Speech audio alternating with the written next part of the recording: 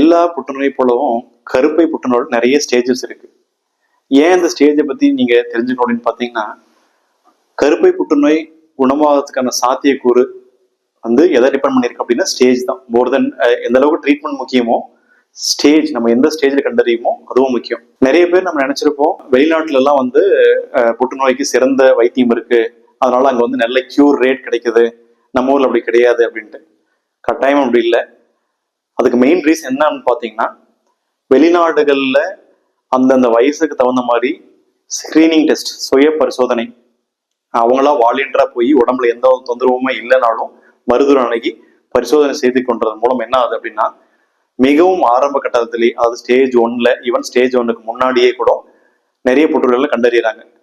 அவ்வாறு கண்டறியனாலதான் அதுக்கு தீர்வு கிடைச்சி அங்கெல்லாம் ஹை கியூரேட் இருக்கோ தவிர, நம்ம ஊர்ல அல்லது நம்ம நாட்டுல ட்ரீட்மெண்ட் ஆப்ஷன்ஸ் அந்த அளவுக்கு இல்லைன்றது கிடையவே கிடையாது. வணக்கம், நான் doctor Anand, surgical oncologist, laparoscopic surgeon.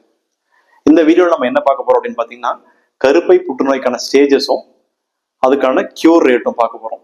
ஏற்கனவே சொன்ன மாதிரி ஏன் இந்த ஸ்டேஜஸ் பத்தி நம்ம தெரிஞ்சுக்கணும், அது ஏன் பொதுமக்களுக்கு முக்கியம் அப்படின்னா, அந்த ஸ்டேஜஸோட முக்கியத்துவமும் அதுக்கு கரஸ்பாண்டிங் அதற்குரிய கியூர் ரேட், அதாவது குணப்படுத்துறதுக்கான சாத்தியக்கூறம் தெரிஞ்சுக்கிட்டாதான் அது எவ்வளவு முக்கியம் அப்படின்றது நிறைய பேருக்கு புரியும். ஸோ அதுக்காக தான் நம்ம இந்த வீடியோ போட்டிருக்கோம்.